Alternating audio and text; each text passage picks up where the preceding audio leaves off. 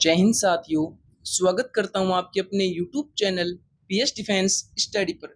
साथियों, आ चुके एक नई वीडियो के साथ। आज हम बात करेंगे इस वीडियो के माध्यम से आप सभी लोगों के लिए मोस्ट इंपोर्टेंट 13 जीके और जीएस के क्वेश्चनों की क्लासों पर बात करने वाले, जो कि आपके एसएससी सीजीएल एग्जाम की दृष्टि से बहुत ही इंपॉर्टेंट आपके सभी क्वेश्चन रहने वाले हैं। आप सभी को पता है जो हमारी एसएससी सीजीएल की जो एग्जाम है वो हमारी कंटिन्यू चल रही है, यानी उनकी शिफ्टें चल रही है। तो उन शिफ्टों के माध्यम से जो भी आपके क्वेश्चंस पूछ जाते हैं उनमें से एक नए क्वेश्चन आपको यहाँ से देखने को अवश्य मिल जाएंगे। यानी कि आपकी रिवीजन के तौर पर हम आपको यहाँ पे 30 इंपोर्टेंट क्वेश्चंस करवा रहे हैं, ताकि जो आपकी एसएससी सीजीएल की जो भी आपने तैयारी की है, आपको जो भी स्कोर है आपको पता लग जाए। अगर आपको वीडियो के कोई भी क्वेश्चंस के अंदर अगर आपको डाउट्स है तो उस डाउट्स को हमें कमेंट कीजिए, जिससे आपके जो भी डाउट्स है कमेंट के माध्यम से हम उनका सोल्यूशन आपको दे सके। ठीक है, तो शुरुआत करते हैं आज की इस वीडियो की। देखिए, आज का जो हमारा फर्स्ट क्वेश्चन है, फर्स्ट क्वेश्चन में देखिए क्या पूछ रहा है। ब्लड बैंक किसे कहा जाता है? किसे कहा जाता है ब्लड बैंक?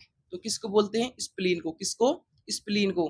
तो बात करें इस क्वेश्चन के राइट आंसर की, तो इस क्वेश्चन का राइट आंसर आपका हो जाएगा ऑप्शन नंबर ए। चलते हैं आपके नेक्स्ट क्वेश्चन की तरफ। देखिए, जल शोधन में कौन सी प्रक्रिया का प्रयोग किया जाता है? कौन सी प्रक्रिया का प्रयोग किया जाता है जल शोधन में? तो ये आपकी किस प्रक्रिया का प्रयोग किया जाता है? आपका विपरीत परासरण का। किसका प्रयोग किया जाता है? आपका विपरीत परासरण का। तो बात करें इस क्वेश्चन के राइट आंसर की, तो इस क्वेश्चन का राइट आंसर आपका हो जाएगा ऑप्शन नंबर बी।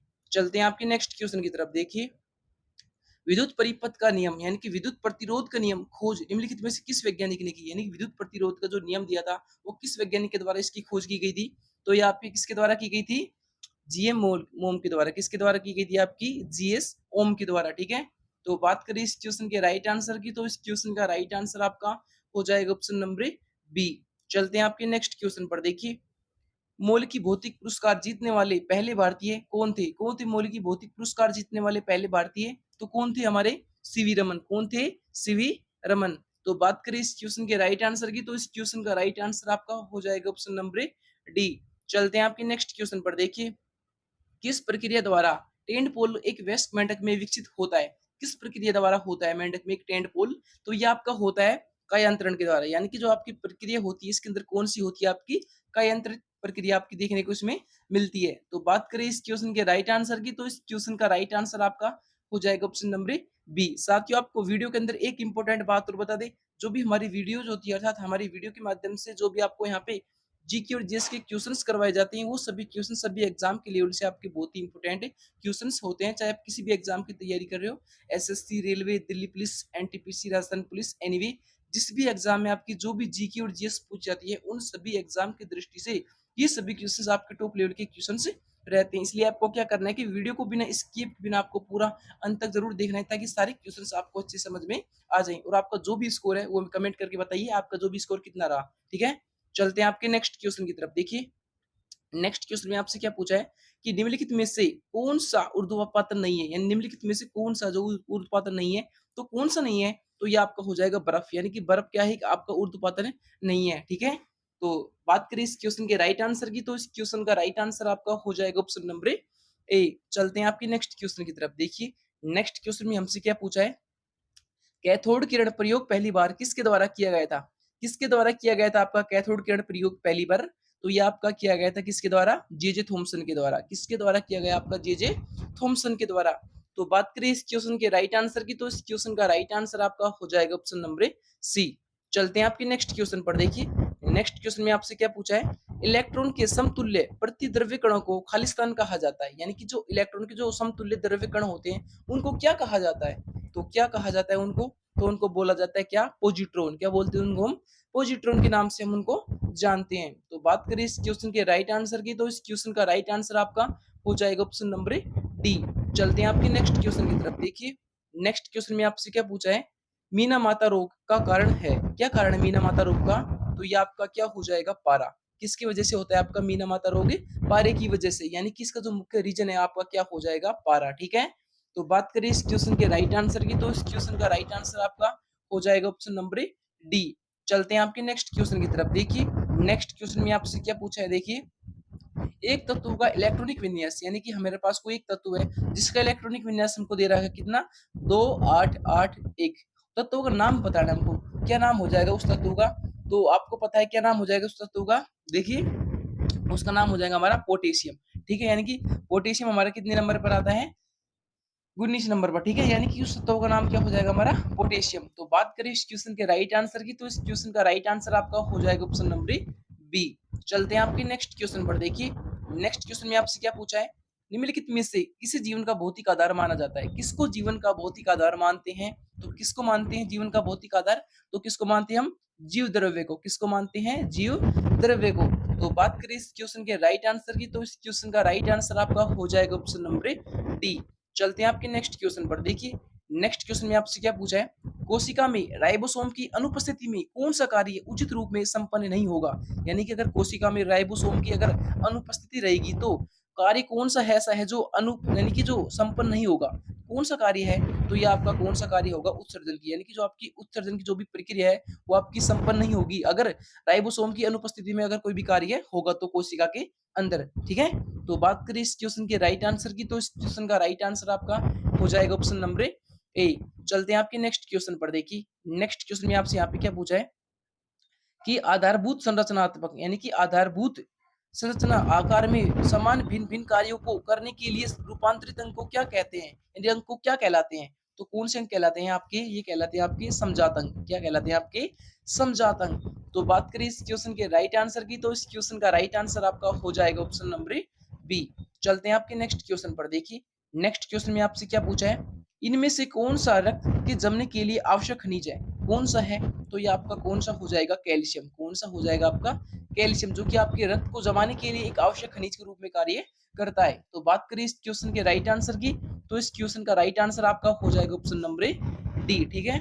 चलते हैं आपके नेक्स्ट क्वेश्चन की तरफ। देखिए द्रव में पृष्ठ तनाव के कारण होता है, यानी जो हमारे द्रव होते हैं उनमें जो पृष्ठ तनाव के कारण होता है, क्या होता है, उनमें पृष्ठ तनाव अगर बढ़ा दिए जाएंगे तो क्या होगा, उनकी अणुओं के मध्य जो संचयक बल है वो कार्य करने लगेगा।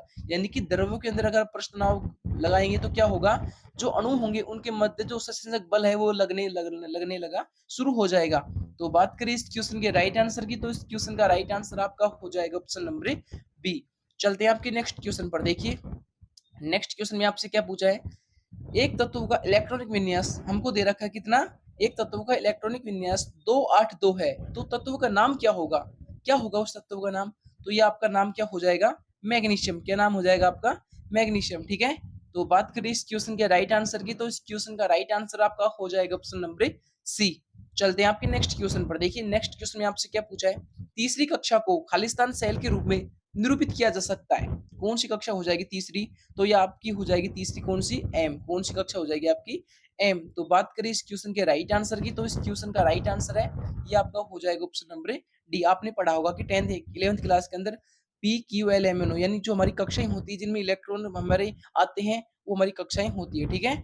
चलते हैं आपके नेक्स्ट क्वेश्चन की तरफ। देखिए वर्षा की बूंद गोलाकार क्यों होती है, क्यों होती है वर्षा की बूंद गोलाकार, तो इस वजह से होती है क्योंकि पृष्ठ तनाव के कारण। यदि अगर पृष्ठ तनाव नहीं होता तो जो हमारी वर्षा की बूंद होती है वो गोल नहीं होती, यानी कि पृष्ठ तनाव के कारण हमारी जो वर्षा की बूंदें होती है वो हमें गोलाकार दिखाई देती है, ठीक है। तो बात करें इस क्वेश्चन के राइट आंसर की, तो इस क्वेश्चन का राइट आंसर आपका हो जाएगा ऑप्शन नंबर ए। चलते हैं आपके नेक्स्ट क्वेश्चन पर। देखिए मछली में पाया जाता है, मछली में पाया जाता है, क्या पाया जाता है मछली के अंदर, तो ये आपका पाया जाता है क्या, दो कक्षीय हृदय, यानी कि दो कक्षीय उसमें हृदय उपस्थित होते हैं किसके अंदर, मछली के अंदर। तो बात करें इस क्वेश्चन के राइट आंसर की, तो इस क्वेश्चन का राइट आंसर आपका हो जाएगा ऑप्शन नंबर बी। चलते हैं आपके नेक्स्ट क्वेश्चन पर। देखिए नेक्स्ट क्वेश्चन में आपसे क्या पूछा है, कौन सा जीव मिट्टी की उर्वरता को बनाए रखता है, कौन सा जीव है जो मिट्टी की उपजाऊता यानी कि उर्वरता को बनाए रखता है, तो कौन सा जीव हो जाएगा, तो ये आपका हो जाएगा केचुआ। कौन सा हो जाएगा, केचुआ, जो कि आपकी मिट्टी की उर्वरता होती है उसको यहाँ पर बनाए रखने का काम करता है, ठीक है।